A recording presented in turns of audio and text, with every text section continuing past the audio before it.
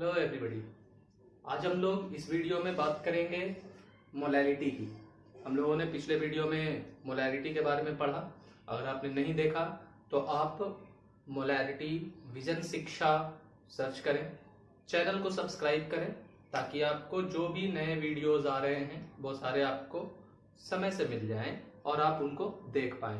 तो मोलैरिटी के बाद हम लोगों को टर्म पढ़ना है मोलैलिटी के बारे में, लेकिन हम लोग पहले मोलैरिटी के दो टर्म्स के बारे में और जानते हैं, उसके बाद हम लोग मोलैलिटी के बारे में जानेंगे। क्योंकि मोलैरिटी और मोलैलिटी दोनों कहीं ना कहीं एक ही तरह की चीज है, ज्यादा डिफरेंस नहीं है, दोनों में थोड़ा सा डिफरेंस होता है, वो डिफरेंस हम लोग देखेंगे। लेकिन उससे पहले मोलैरिटी के दो टर्म्स के बारे में देखते हैं, जिसमें सबसे पहला टर्म है हम लोगों के पास मोलैरिटी ऑफ डाइल्यूशन। क्या है? Molarity of dilution. ये क्या है? डाइल्यूशन करने का मतलब क्या हो गया कि अगर हम लोगों ने जो भी सॉल्यूशन आपको मिला उस सॉल्यूशन में अगर आप वाटर ऐड करते हैं, सपोज आपके पास एक ये सॉल्यूशन है या जो भी टर्म है, इसमें हम लोगों का जो मोलैरिटी दिया हुआ है ये है m1। मान लेते हैं कि अभी इस सॉल्यूशन का जो वॉल्यूम है ये वॉल्यूम है v1। अब हम लोग क्या कर रहे हैं कि इसी सॉल्यूशन में कुछ वाटर ऐड करते हैं। क्या ऐड कर लिए? वाटर। क्योंकि क्या कर रहे हैं हम लोग? डाइल्यूट कर रहे हैं सॉल्यूशन को, तो वाटर को क्या करना है? ऐड करना है। वाटर ऐड करने पर क्या होगा कि इस सॉल्यूशन का जो वॉल्यूम है वो वॉल्यूम क्या होगा? इंक्रीज करेगा। वॉल्यूम इंक्रीज करेगा। ये हम लोगों ने वॉल्यूम इंक्रीज करा लिया। अब क्या है कि वॉल्यूम इंक्रीज हुआ तो मान लेते हैं कि नया वॉल्यूम आपको मिला क्या? V2। आप जानते हैं कि मोलैरिटी डिक्रीज करेगा जब वॉल्यूम इंक्रीज करता है, क्योंकि मोलैरिटी का फॉर्मूला हम लोगों ने पढ़ा है number of mole upon volume. तो वॉल्यूम क्या है? इनवर्स में है, तो डिनोमिनेटर में है, तो ये क्या होगा? जब ये इंक्रीज होगा तो ये टर्म क्या होता है? डिक्रीज करता है। तो यहां मोलैरिटी क्या हुआ? डिक्रीज हुआ, मतलब चेंज किया। चेंज किया तो इसका वॉल्यूम, इसका मोलैरिटी हम लोगों ने मान लिया m2। ठीक है। अब इस केस में आपसे जो क्वेश्चंस पूछे जाते हैं कि एक सॉल्यूशन है जिसका मोलैरिटी पहले से दिया हुआ है, वॉल्यूम आपका दिया हुआ होगा, आपको कहा जाएगा कि after adding water, after diluting the solution, the new volume is V2, या जो भी नया वॉल्यूम आपको मिल जाता है, फाइंड द न्यू मोलैरिटी। तो न्यू मोलैरिटी निकालने के लिए हम लोग जो फॉर्मूला यहां अप्लाई करेंगे वो फॉर्मूला होगा m1v1 is equal to m2v2। ये फॉर्मूला आया कहां से, कैसे आएगा, वो चेक कर लेते हैं कि ये कैसे आएगा। सबसे पहले तो आप एक चीज देखिएगा कि ये जो सॉल्यूशन था हमारा पहले केस में, केस फर्स्ट जो है हमारा, इस केस में m1v1 था। जब हमने वाटर ऐड किया तो क्या चेंज आया है? वो चेंज आया है वॉल्यूम में, वो चेंज आया है मोलैरिटी में। क्या number of moles of solute में कोई चेंज आया? नहीं आया, क्योंकि हम लोग तो सिर्फ वाटर ऐड किए हैं ना। हम लोगों ने मोल्स ऑफ सॉल्यूट यानी सॉल्यूट का क्वांटिटी हम लोगों ने चेंज नहीं किया। तो जो नंबर ऑफ मोल, मान लेते हैं यहां number of mole of solute n है, तो यहां भी number of mole of solute अभी कितना है? n है। क्योंकि हम लोग सिर्फ सॉल्यूशन को डाइल्यूट कर रहे हैं, हम लोग सॉल्यूशन में नंबर ऑफ मोल्स यानी सॉल्यूट को चेंज नहीं कर रहा है।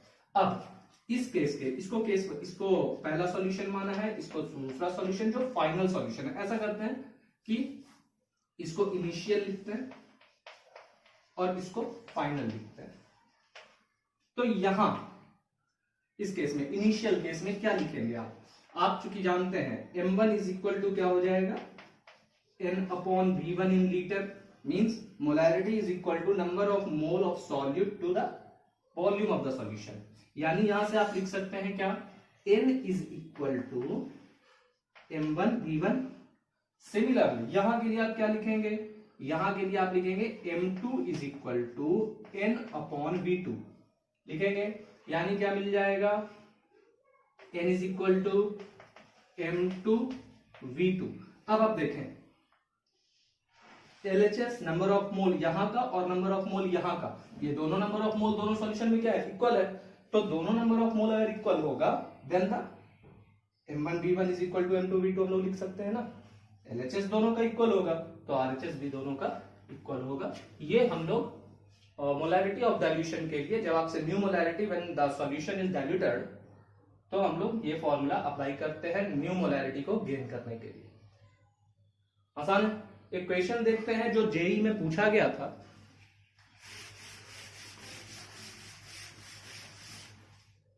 क्या है कि वैल्यू का तो ये है, और वैल्यू एग्जैक्ट मिल भी सकता है, नहीं भी मिल सकता है, लेकिन इस टाइप का क्वेश्चन जेई में पूछा गया।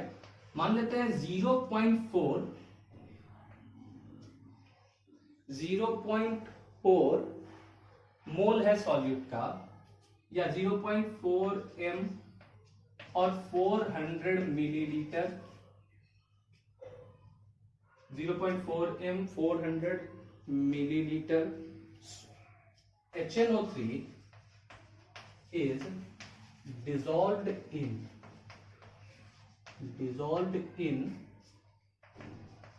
100 milliliter of water। ठीक है, फाइंड न्यू मोलैरिटी। ठीक है ना। तो यहां आपको क्या क्या दिया, आपको दिया यानी एक आपका ये है HNO3 सॉल्यूशन जो कि क्या है 400 ml है, यानी V1 आपका दिया हुआ है कितना 400 ml। 4m यानी मोलैरिटी M1 कितना दिया हुआ है आपका 0.4। अब क्या किया गया है, इसमें 100 मिलीलीटर वाटर ऐड किया गया था जिसका वॉल्यूम आपका क्या दिया हुआ है 100 मिलीलीटर, यानी V2 कितना दिया हुआ है 100 मिलीलीटर, और M2 आपको क्या बोला गया है फाइंड आउट करने के लिए। M2 क्या बोला गया, फाइंड आउट करने के लिए। तो हम लोग क्या करेंगे, इसमें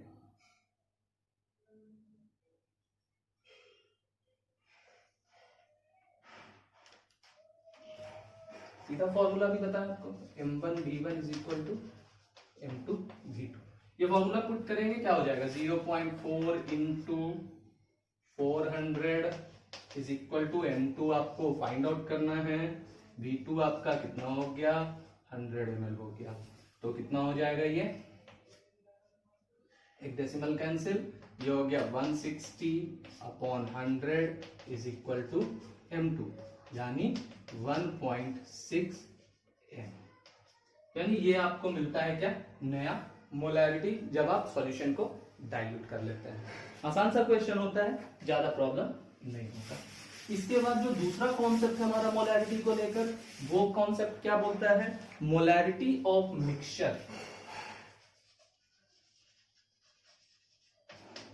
मोलैरिटी ऑफ मिक्सचर ये क्या है, मोलैरिटी ऑफ मिक्सचर क्या बोलता है। मान लेते हैं आपके पास ये एक सॉल्यूशन, ये दूसरा सॉल्यूशन। पहले सॉल्यूशन का मान लिया गया मोलैरिटी M1, ये V1, ये M2, ये V2। ठीक है, हमने क्या किया, दोनों को मिक्स कर दिया। मिक्सचर तो तभी बनेगा ना जब दोनों को मिक्स कर देते हैं। मिक्स करने के बाद जो नया आपका सॉल्यूशन बना, ठीक है, ये जो सॉल्यूशन बनता है इसमें सबसे पहले तो आप ये देखें कि इसका वॉल्यूम कितना होगा। तो इसका वॉल्यूम कितना होगा, V1 ये है, V2 ये है। सिंस दोनों को मिलाकर बना रहे हैं तो दोनों को मिलाकर बनाने से क्या होगा, ये बनेगा V1 प्लस V2।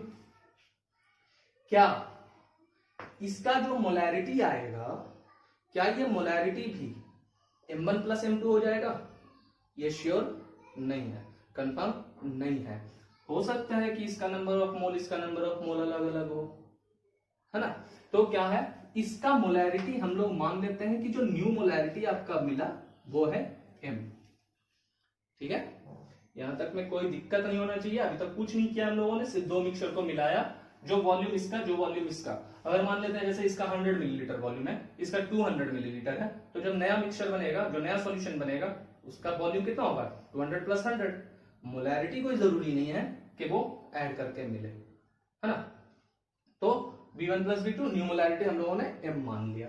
चलिए इसमें जो फॉर्मूला हम लोगों को अप्लाई करना होता है, अगर आपको यहां बोला जाता है कि ये मोलैरिटी गेन कीजिए, तो इसमें जो फॉर्मूला हम लोगों को मिलता है वो फॉर्मूला भी बहुत आसान सा है। वो फॉर्मूला है कि आप new molarity is equal to लिखते हैं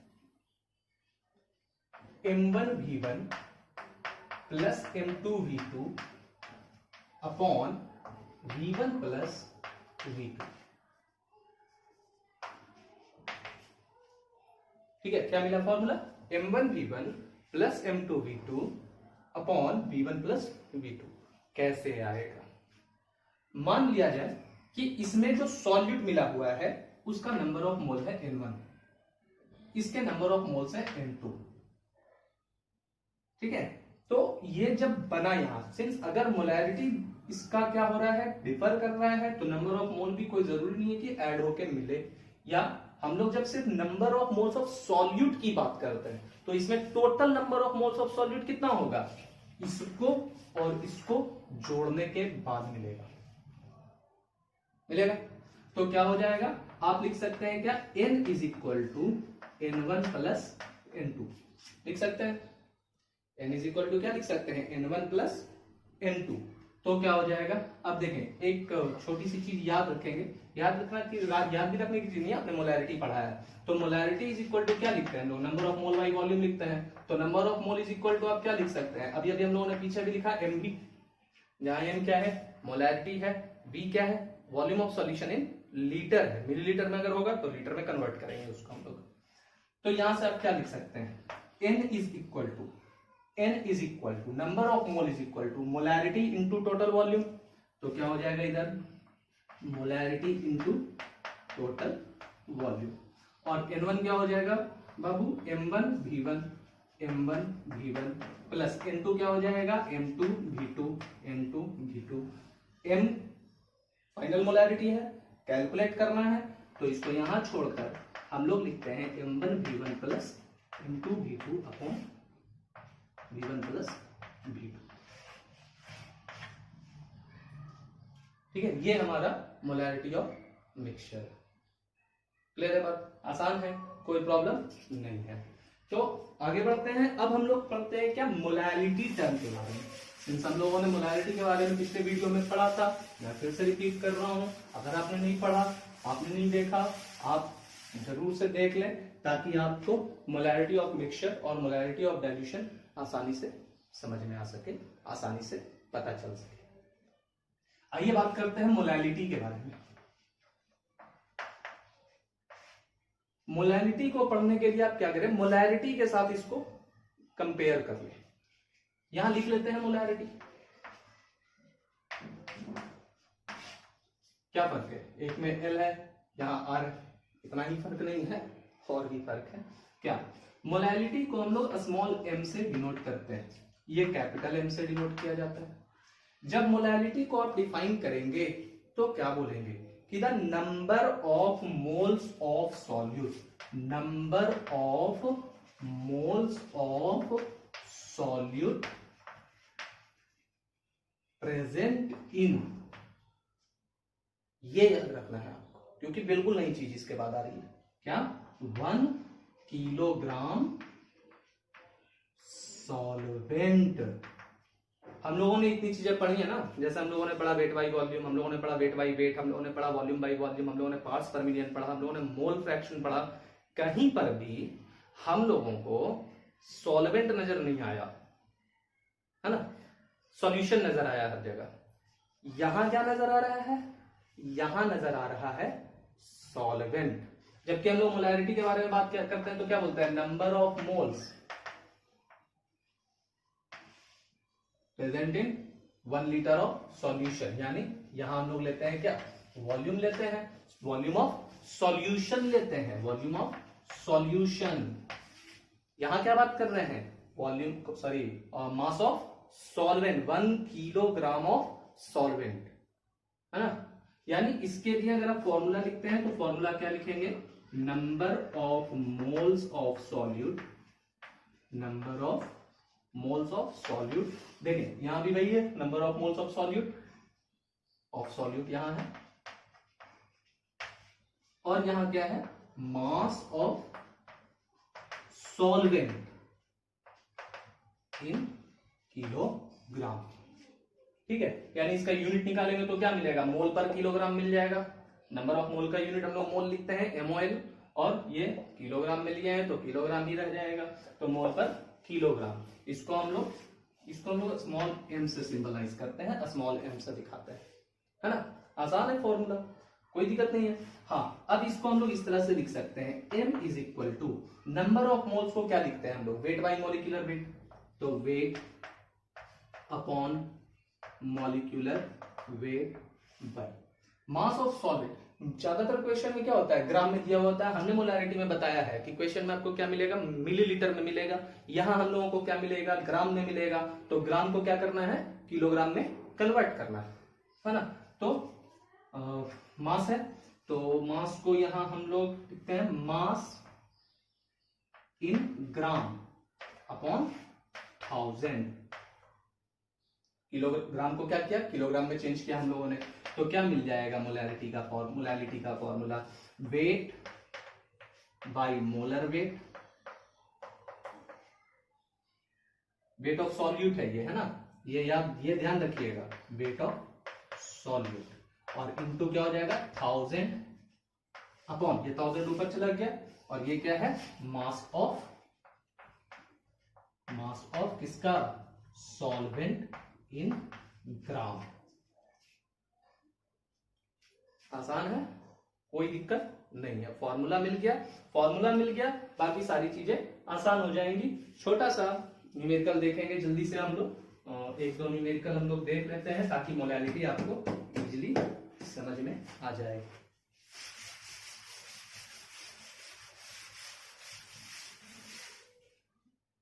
जैसे मान लीजिए आपको बोला गया है, क्वेश्चन क्या बोला गया, 34.2 ग्राम of sugar is dissolved 34.2 gram of sugar is dissolved in water to produce 214.2 gram of sugar syrup. Find molality.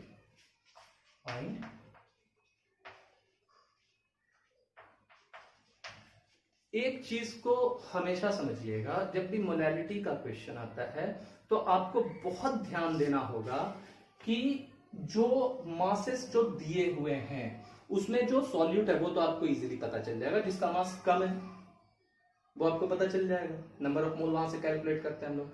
लेकिन हम लोगों को जो मेनली यहां देखना होता है वो होता है कि सॉल्वेंट का मास दिया हुआ है या नहीं दिया हुआ है।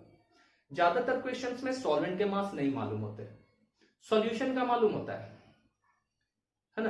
तो सॉल्यूशन का मालूम है तो हम लोगों को क्या करना होगा, सॉल्वेंट का मास उससे कैलकुलेट करना होगा, क्योंकि हमारा जो मोलैलिटी का फॉर्मूला है वो क्या है, number of moles of solute to the mass of solvent in kilogram. तो यहां भी हम लोग देखेंगे कि 34.2 ग्राम ऑफ शुगर मतलब क्या है, मास ऑफ सॉल्यूट आपको मालूम है कितना दिया है, 34.2 ग्राम, है ना। Dissolve in water, water is the solvent here, water में डिजोल्व कराया गया तो वाटर क्या हो गया, सॉल्वेंट हो गया इधर। तो solvent to produce 214.2 gram of sugar syrup. अच्छा, शुगर सिरप कहने का मतलब तो शुगर नहीं है, वाटर नहीं है, बल्कि क्या है, शुगर एंड वाटर है। तो शुगर एंड वाटर कहने का मतलब क्या हो गया कि पूरा सॉल्यूशन, यानी ये जो मास दिया हुआ है आपको, ये मास किसका दिया हुआ है, सॉल्यूशन का, that is 214.2 gram. So we have to calculate the mass of the solvent, calculate करना पड़ेगा। तो mass of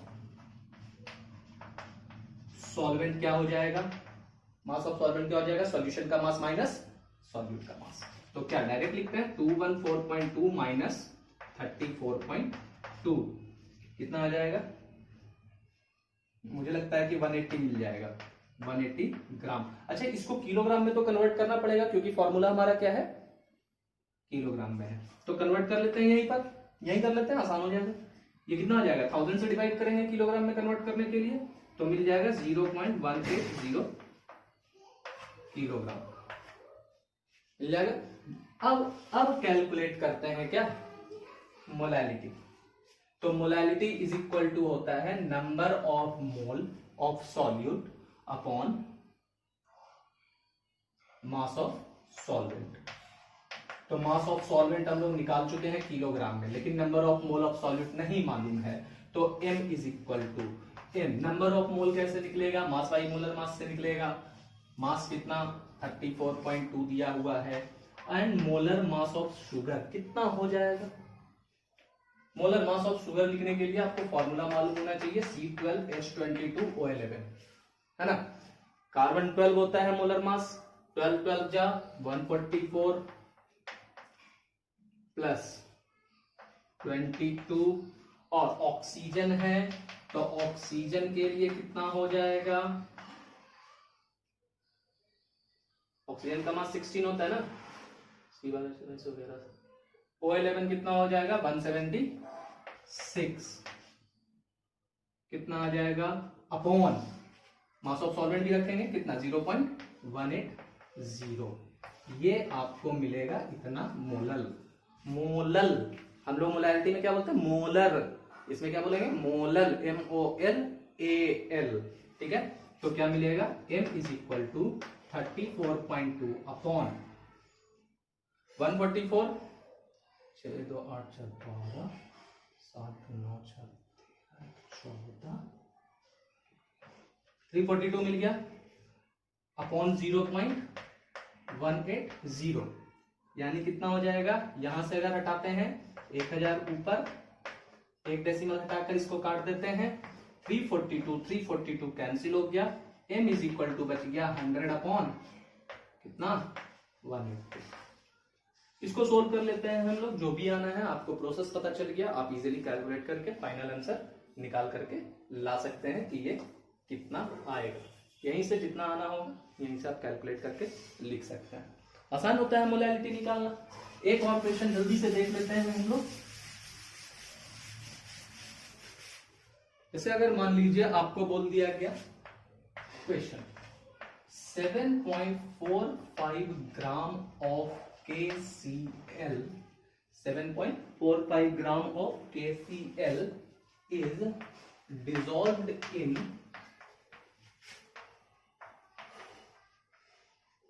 100 gram of water, find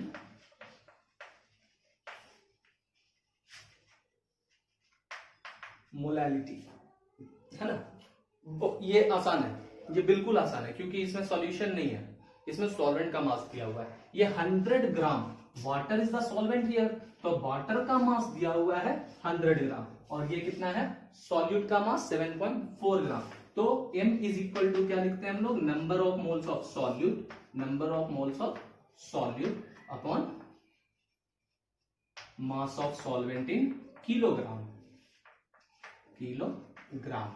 ये ध्यान रखना है आप, यहां कई बार गलती होती है, ये ध्यान रखना है कि ये किलोग्राम है, सॉल्वेंट है, ये मोलैरिटी में सॉल्यूशन होता है ना। तो क्या लिया हुआ है, number of mole, number of मोल निकालना होगा मास बाई मोलर मास से, मास दिया हुआ है 7.45